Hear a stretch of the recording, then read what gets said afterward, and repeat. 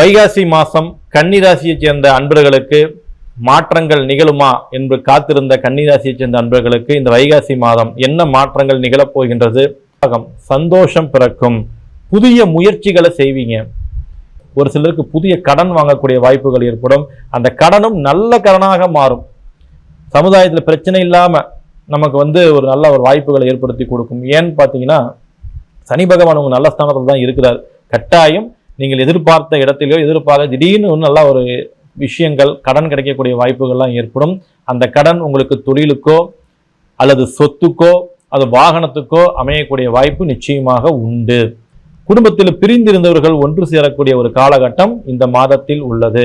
தொழிலில் இருந்தாலும் சரி, கல்வியில் இருந்தாலும் சரி, கட்டாயம் இந்த மாதம் இடமாற்றத்தை ஏற்படுத்தி கொடுக்கும். அந்த இடமாற்றம் உங்களுக்கு மனசுக்கு பிடித்த மாதிரியே அமையும்.